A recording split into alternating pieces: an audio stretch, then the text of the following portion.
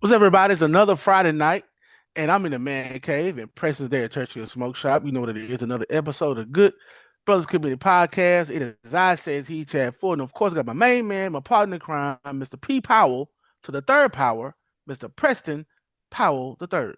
And it's always good to be back with Good Brothers on Friday. And as we always do, we give you the smoke. This month, the Violet Club cigar is turducken. If you know what turducken is, it's one of the Yes, classic Louisiana, New Orleans, Louisiana mixture of a turkey, duck, and chicken. This is it's a Thanksgiving classic. You see it in the NFL game where they give everybody out of the leg. That's a turducken. So I'm gonna try out. This one just came out. Chad is in your locker. I appreciate So it that. just came in.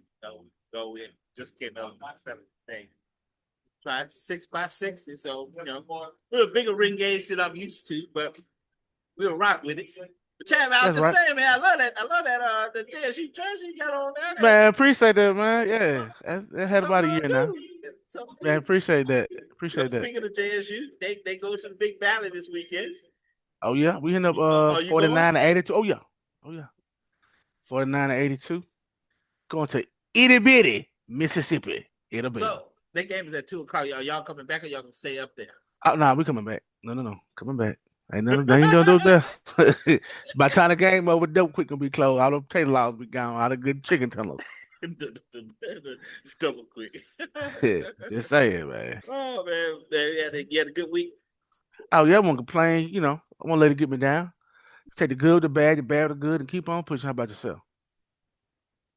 Same here, same. There's always something. The government shutdown is over a month old, so it's you're dealing with that hecticness, but everything else, you're just trying to keep between the lines. 10-4? Not bad at all. So Okay. speaking of which, so NFL trade deadline coming up. Anything shocking? No, it wasn't. But one trade deal that was an eye opener was the Sauce Gardner trade from the Jets to the Colts. Yeah, they doubled the Uh, salary. I figured that was. oh yeah, for sure, for sure. They dumping I, salary yeah, getting draft capital. You especially know, the owner made it clear that they don't have their quarterback, so right? they're trying to prepare for that. You know, I was shocked the Saints traded Shaheed, but I know why they did it. 27 years old, he's in the last year of his deal. You I ain't know, want to pay him. and they won't pay. Yeah, they ain't pay. Yeah, Especially if you they anticipate were playing a lot. Now, me, it could be the fan of me, but I just look at production on the field. I right. would have paid him instead of holding on to a lobby. I would try to, because if I probably traded a lobby, I probably got more than 4 and 5. That's interesting. But Okay. Shaheed is our speed guy, and he got good Yeah, hands. Speed yeah, guy, I good can see that. hands, and that's our guy. So that's my personal feeling. But I'm just hoping that they know what they're doing, which they have Right. shown in the review. I mean, see the whole state of Louisiana went for Tulane. We'd be in real lucky. Right. So, Chad, we had I reached out and asked what we were talking about this weekend. We had no idea that tragedy that happened in Dallas happened, but it brings up something that falls into your wheelhouse. If you don't know what Hmm. I'm talking about, here's Uncle I'm talking about the tragedy of Marshawn Kneeland, who committed suicide. Just take a look at this. When my granny died, a part of me died with her. I won't ever be the same. I won't ever love the same. I've tried. I'm never going to love anybody like I love that woman. Because even when I was wrong, she said, baby, you wrong, but I love you. Okay, with that being said, you saw that video, Shannon getting emotional and stuff like that, but, speak to, I mentioned this to you because, we all been mental health is something Right. I'm glad it's coming to the forefront, but these are Right. things that as men, we've been dealing with for quite a long time. Right. Right. Man, it was when I say alarming because as far as we've come, it let us know how far we have to go. And I think a lot of that because we don't know what issues that he possibly had. You know, a lot of speculation. I'm not really sure, but one is the pressure of being an NFL player. It could be the pressure from he fell from social media, the fans, family, friends, and not even compounded that might be even the pressure he put on himself. You know, could he had onset of CTE? Who knows? Or has he ever had a history of mental health issues, especially we're talking about anxiety and depression and things of that nature, or even some form of schizophrenia. You're talking about a 24-year-old vigilant, black male, no longer here. And to hear that it was possibly what it was, a self-inflicted gun wound, it had to be some deep rooted issues that's been long standing for a while. Yeah, and Shannon and they went over the fact that his mother. Well, I saw another video. They didn't talk about this, but his mother died right before the draft, and he actually wore he had a thing built, a little urn built, and he had her ashes, and he carried that around with him all the time. He was on the game day. He wore that urn because he always wanted his mother to be with him. Right. So her dream was for him to make the NFL as well as he right. The NFL. She died of an unknown illness. Right. Right. Way on. But it's just one of those things that men are just on any level. We've always, there is no avenue. We have. It's one of the important things about a cigar shop, places like that, watering hole, that we gather at, and we don't share each other's burdens, but we relieve each other's burdens just by that decompression, right? And stuff like that, and that's what men do. Right. We don't share those burdens. Right. Exactly. You going through something? I'm not going to tell him because I know he's going. Because we all know every day we all fight battles. Right. Exactly. As a man, you get up every day. That's all you do. Right. Battles. Right. And trying to hold it down. Chris Rock has that joke where he says men are the only people on the planet that are only love conditions. Yeah. Everything we do is on the condition that we provide. So, especially black men. Especially black. Especially, because you're fighting the world all day. The last thing you want to do is go home and fight. Right. So, even in that video that people saw earlier, Shannon and Ocho cried a little bit. That's another thing. Men crying. Women don't respect men that cry. It's just Ooh, yeah. This is one of the things. Look, if you're not look at this video, this young man, what happens to him. Then behind that video is another video of a doctor talking about there have been 10 studies that prove that. Is there something deeper? Like, should we go deep? When's the last time you cried? Yeah. You're trying to cry now? No, I lost my best friend this year, so it's still been a hard thing for me. I'm so sorry. Like, you made me think about it. I'm so sorry. Oh my God. Can we give him a hug? Wait, is that allowed? Can we give him a group hug? Oh my gosh. Group hug? I'm so sorry. It's fine. I feel so bad. Get the tissues. Oh, I'm so sorry, man. It's hard. I'm not gonna joke. That was my brother. Damn, whose question was that? No, sorry. I'm kidding. And then I was just like mildly uncomfortable, which is nothing against him. Yeah. Fifth, we have West at 7 points. 7 is crazy. In fourth, today's society, they would tell you that women want sensitive men in tune with their feelings. If you're new here, my name's Harvey, and we help nice guys turn into authentic and confident men. If you look at that video, all of those women found that man number 2 in attractiveness physically. But because he opened up to them, because he was vulnerable with them, because he cried, which society would say women want, women desire that, he ranked last in overall attractiveness. What more evidence do you need?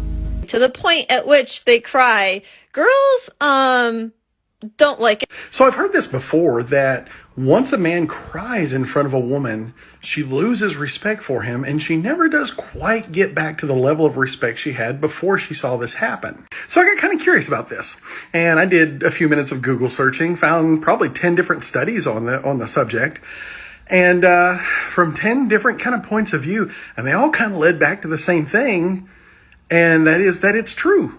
Once a woman sees a man cry, she never quite has the same level of respect for him.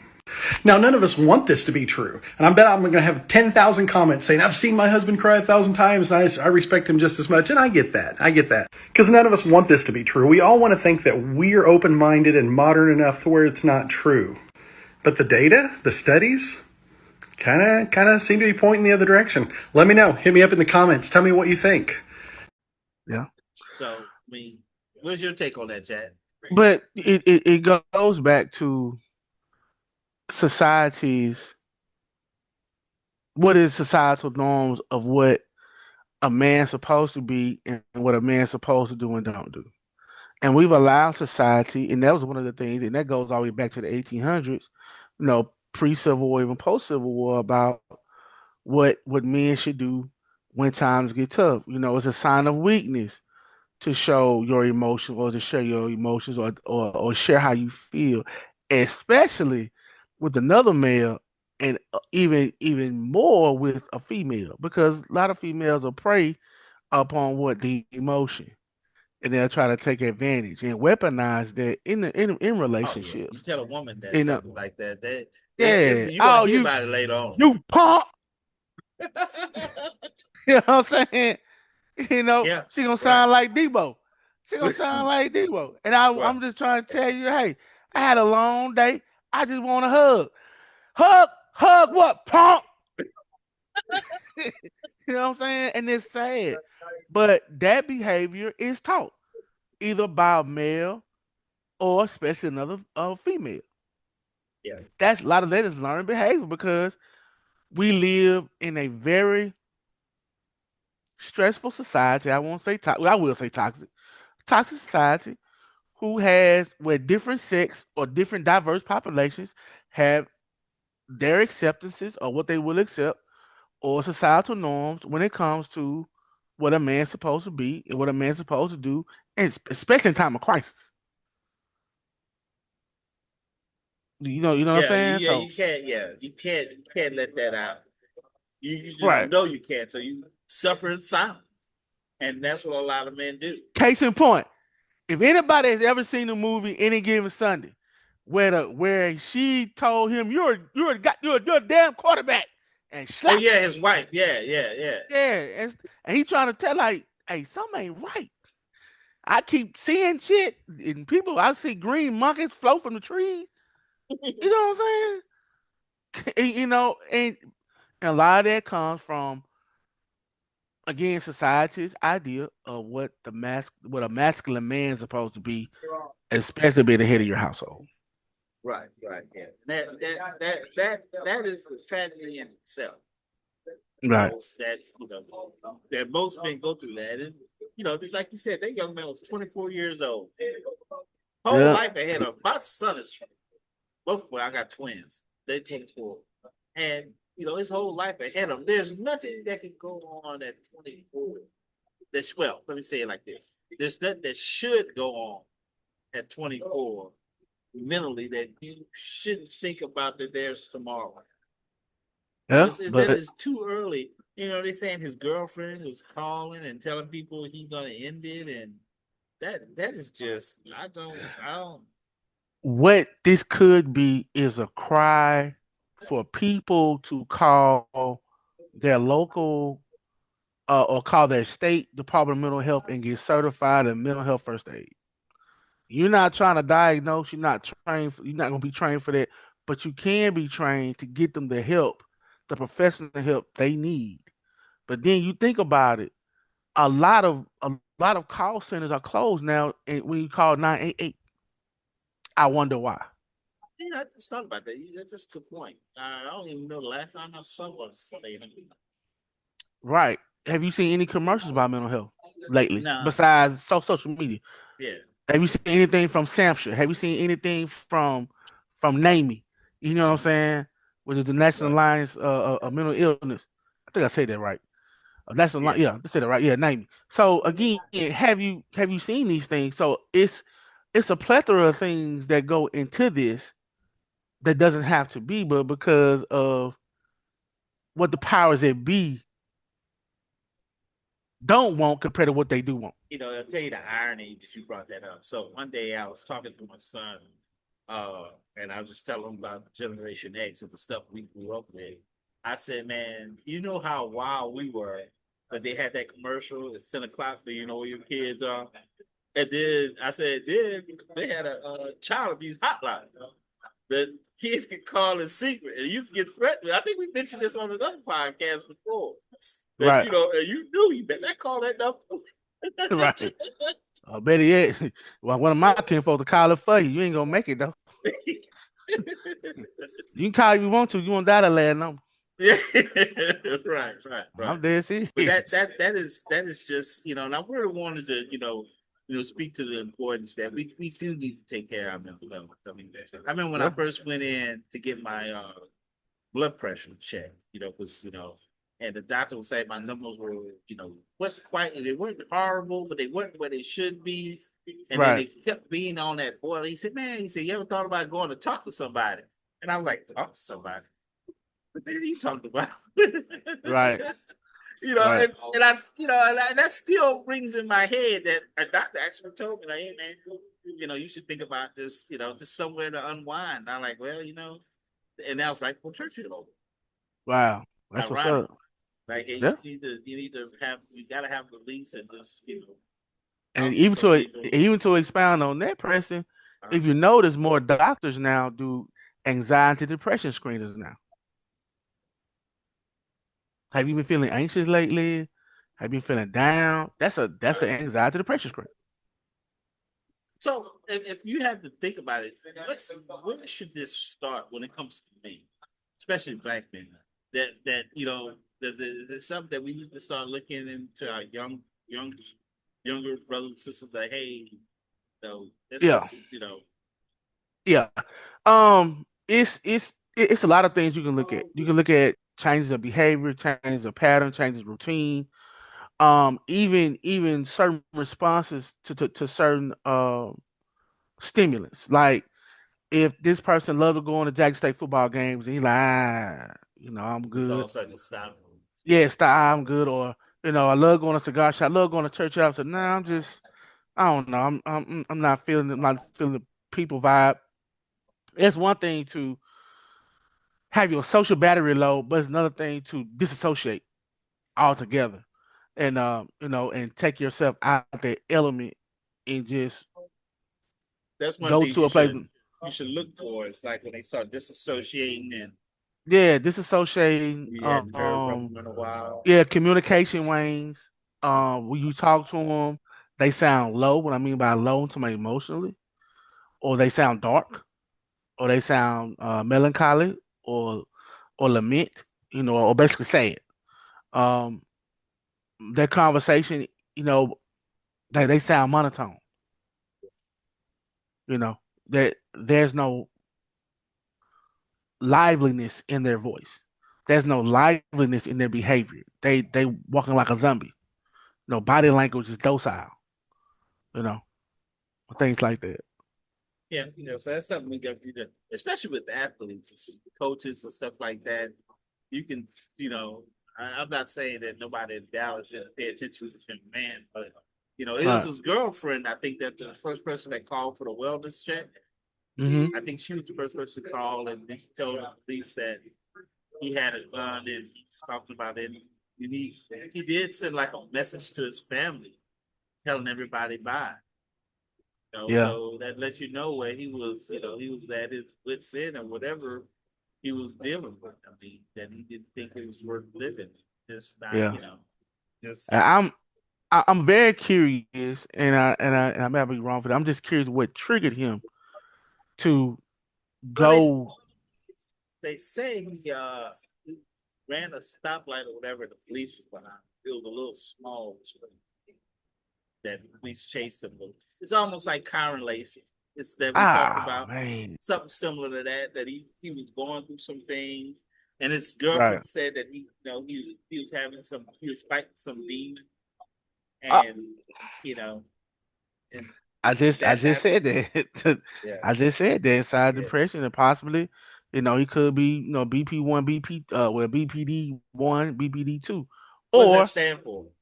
bipolar disorder 1, bipolar disorder 2. The difference is 1, you have a manic episode, and 2, you have both a manic episode and a hypomanic episode.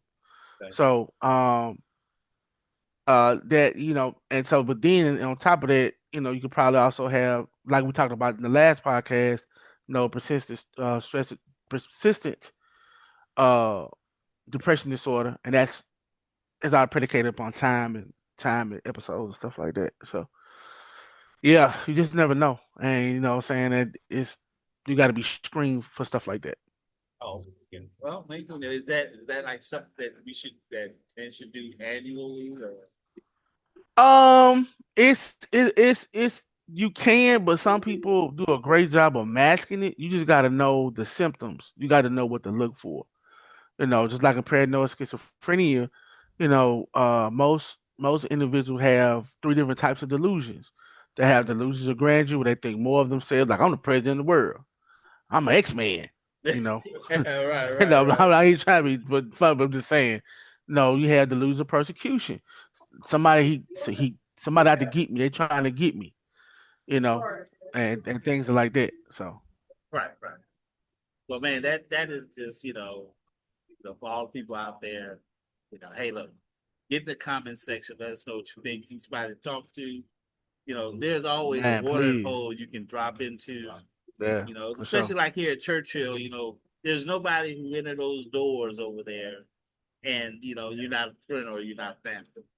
The moment you walk in here, that's how we try to treat everybody. Because you never know what kind of day somebody's having. You get you a drink, get you a smoke, get to unwind. If you need to let that out, hey, we're here to listen to them. It's like the old staples of a good bartender. Somebody you can sit down to and you can just have a conversation. Right, Like exactly. I said, there's only friend. There's no friends here. There's nothing but family. With that being said, Chad, so John Morant. Man, what are we gonna do with John? I know they talk about getting him down to the Pelicans down there, which I wouldn't mind. Whoa, they talking about trading him to Miami. Yeah, that's where the latest is. But I know at one point they were talking about Joe Dumars was trying to pair him up with Zion. But it's beyond that. So we all in agreement that his time in Memphis is over. Oh yeah, most definitely. But he needs a therapist. Yeah, he needs a therapist. You go from being a guy early on in your career that you were about to become the face of the league. The face. And you go from that to almost a nobody now. Your game don't even be on TV. Now that's intense. You know how the league works. They put premier players on TV. And your game's not even on mainstream TV. And you're one of the most talented guys in the league. I don't get it. I you talking about questions that need answers. I don't understand it, but he's fighting some demons too, man. And hopefully he'll address them soon. Because if not, he's gonna fight himself out the league. Yeah. I mean, like you said, obviously Memphis is done. They done. Yeah. They done. Yeah. So it's not just a matter of where he ends up. Yeah. No, I agree. I think if he get a fresh start, he can probably rejuvenate. Now the crazy part about this, now you pairing with Zion, you gonna create a paradigm shift in the league too. Now him with Zion, come on now. Yeah, that'll be ideal for me. Yeah, that'd be Showtime all over again. I go home. I go home to I go to anywhere from 5 to 6 games each year.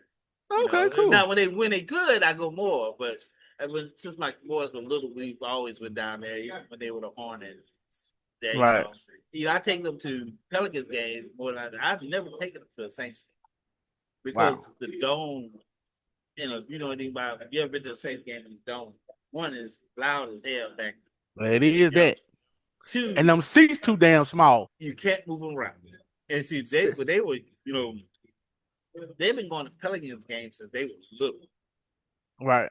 And I was like, man, y'all not gonna like this. You're gonna sit in your seat and watch the game. See, the Pelican game, they get up, go to the concourse area, because sometimes I leave them in the seats. And I go to the concourse area and sit at that little bar and watch the game on TV. Wow. And then That's my what's up. sister and my brother there, they sitting there with him, and Right. They could go back and forth, get snacks, and you ain't doing all that in the dome. Not the seats that we usually get. Now you probably could do it in some of the other areas, but like the seats we got usually are that eye level and not quite 50-yard line, but they had the mix of everything. And, right, you ain't getting up. Not unless you want to just fuck everybody else up and then at the game because excuse my language, but it's all good. Yeah, you ain't you ain't getting up. Yeah. I ain't getting up because I'm like, you in the game. Right.